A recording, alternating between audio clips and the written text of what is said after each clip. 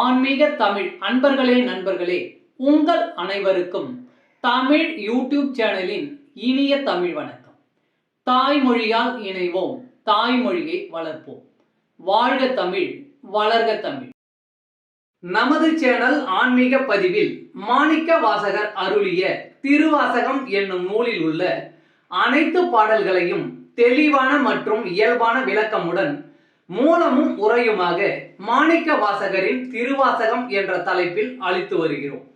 இதனை ஆன்மீக அன்பர்களாகிய நீங்கள் கேட்டு சிவனருள் பெற்று இறைபலன் பெற வேண்டியும், மேலும் இப்பதிவு உங்களுக்கு பிடித்திருந்தால் இந்த பதிவிற்கு லைக் மற்றும் ஷேர் செய்தும், அது மட்டுமல்லாமல் இதுவரை இந்த சேனலுக்கு நீங்கள் சப்ஸ்கிரைப் செய்யவில்லை என்றால் சப்ஸ்கிரைப் செய்து பெல் பட்டனையும் அழுத்தி ஆதரவு அளிக்கவும் அன்புடன் கேட்டுக்கொண்டு இப்பதிவினை தொடர்கிறேன்.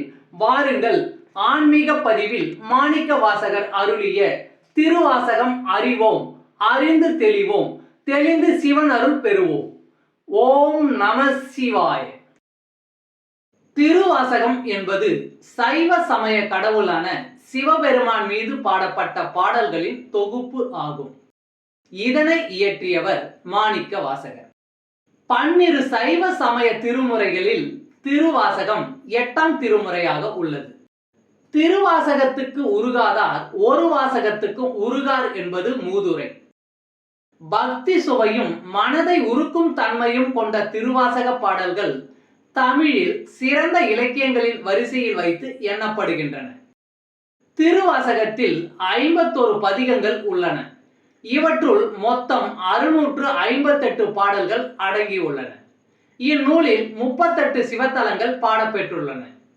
சிவபுராணம், கீர்த்தி திருவகவல், திருவண்ட பகுதி, போற்றி திருவகவல் என்னும் 4 பெரும் பகுதிகள் இதில் உள்ளன. இவற்றை தொடர்ந்து திருச்சதகம் 100 பாடல்களும், நீத்தல் விண்ணப்பம் 50 பாடல்களையும், திருவெம்பாவை 20 பாடல்களையும், திருவம்மானை 20 பாடல்களையும் கொண்டது. திருப்பொற்சொன்னம் முதல் திரு உந்தியார் வரையுள்ள 6 பகுதிகள் 20 பாடல்களை கொண்டுள்ளன. மற்றவை 10 பாடல்களை கொண்ட பதிகங்களாக உள்ளன. நம சிவாய என்னும் 5 எழுத்தில் திருவாசகம் தொடங்குகிறது. முதல் பதிகத்தில் 6 இடங்களில் வாழ்க என முடியும். 2வது பதிகத்தில் 5 இடங்களில் வெல்க என முடியும். 3வது பதிகத்தில் 8 இடங்களில் போற்றி என முடியும். இவ்வாறு 6, 5, 8 என அமைந்திருப்பது திருவாசகத்தின் 658 பாடல்களை குறிக்கிறது. 32வது வரியில் மெய்யே உன் பொன்னடிகள் கண்டின்று வீடுற்றேன் என பாடியிருப்பார். இது மாணிக்க வாசகர் 32வது வயதில் முக்தி அடைந்ததை சூட்சுமமாக குறிக்கும். திருவாசகத்தின் 18வது வரியான அவன் அருளாலே அவன்தாள் வணங்கி என்பது படிப்பவர் அனைவரையும் உருக்குவதாக இருக்கும். மாணிக்க வாசகரின் இந்நூலினை பல சமயத்தவரும் புகழ்ந்துள்ளனர். திருவாசகம் மாணிக்க வாசகர் சொல்ல அழகிய சிற்றம்பலமுடையான் எழுதியது என கையொப்பம் இடப்பட்டதாக கூறப்படுகிறது. தமிழில் திருவாசகத்துக்கு உருகாதார் ஒரு வாசகத்துக்கும் உருகார் என்னும் பழமொழியும் உள்ளது. மனிதன் தெய்வத்திடம் கூறியது திருவாசகம், தெய்வம் மனிதனுக்கு கூறியது கீதை, மனிதன் மனிதர்களுக்கு கூறியது திருக்குறள் என்ற ஒரு மூதுரையும் தமிழில் உள்ளது. 12 திருமுறைகளில் 10ஆம் திருமுறையான திருமந்திரம் சிறப்புடையது. ஆனால் அதைவிட சிறப்புடையதும் சிகரமுமானது திருவாசகமே. இந்நூல் மனிதனின் உள்ளத்தில் புகுந்துள்ள சிற்றியல்புகள், அவற்றை களையும் முறைகள், இறையாகிய பரம்பொருளை நாடுகிறவர்கள் பெற வேண்டிய பேரியல்புகள், அவற்றை வளர்க்கும் முறைகள், அருள் வேட்கை கொள்ளல், அருளை பெறல், அதில் ஆழ்ந்து தோய்தல், இறைவனை காணல், அவனோடு தொடர்பு கொள்ளல், அவனிடமிருந்து பெற வேண்டியதை பெறுதல், பக்தியை பெருக்குதல், அது இறைபக்தியாக வடிவெடுத்தல், இறையுடன் இரண்டர கலத்தல் ஆகியவற்றை முறையாக கூறுகிறது. இவ்வளவு சிறப்புகள் நிறைந்த திருவாசக பாடலை நாமும் அறிவோம். சிவபுராணம் 5 நமசிவாய். திருச்சிற்றம்பலம். மெய்யே உன் பொன்னடிகள் கண்டின்று வீடுற்றேன், உய்யவென் உள்ளத்துள் ஓங்காரமாய் நின்ற மெய்யா விமலா விடைப்பாகா வேதம் கலையா வென ஓங்கி யாழ்ந்தகன்ற நுண்ணியனே. மெய்யே உன் பொன்னடிகள் கண்டின்று வீடுற்றேன், உய்யவென் உள்ளத்துள் ஓங்காரமாய் நின்ற மெய்யா விமலா விடைப்பாகா வேதம் கலையா வென ஓங்கி யாழ்ந்தகன்ற நுண்ணியனே. மெய்ப்பொருளே, உனது இணையற்ற திருவடிகளை நான் சேவிக்க அதுவே எனக்கு வீடு பேறு ஆயிற்று என்பதில் சந்தேகம் இல்லை.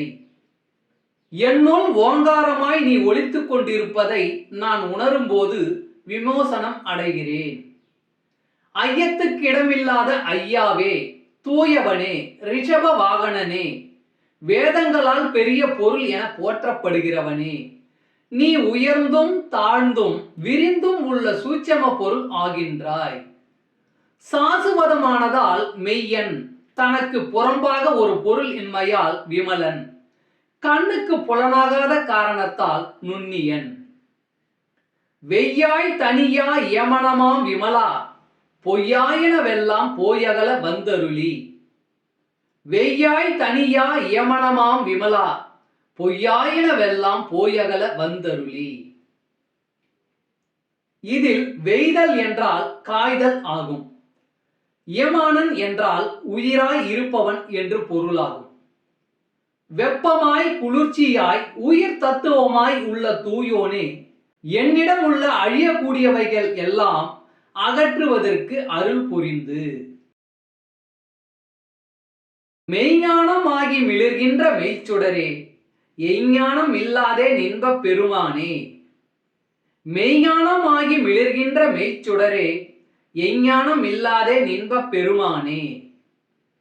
ஆன்மாவாகி ஒளிர்கின்ற ஞான சுடரே, அறிவேதும் இல்லாத எனக்கு ஆனந்தம் அளிக்கின்ற பெரியோனே. தீபம் தான் மட்டும் ஒளியோடு இருப்பதில்லாமல் தன்னை சுற்றி உள்ளவைகளையும் ஒளிமயமாக்குகிறது. புறப்பொருள்கள் தோன்றி மறையும் தன்மை கொண்டவை, ஆனால் ஆத்மா அழிவதில்லை. அது ஞான வடிவானது. அது தன்னை அறிவதோடு புறத்தில் இருப்பவைகளையும் அறிவது. சந்திரன் சூரியனிடமிருந்து இரவலாய் ஒளியை பெற்று இருப்பது போல் ஆத்மாவானது பரமாத்மாவிடமிருந்து ஞானத்தை பெற்றிருக்கிறது.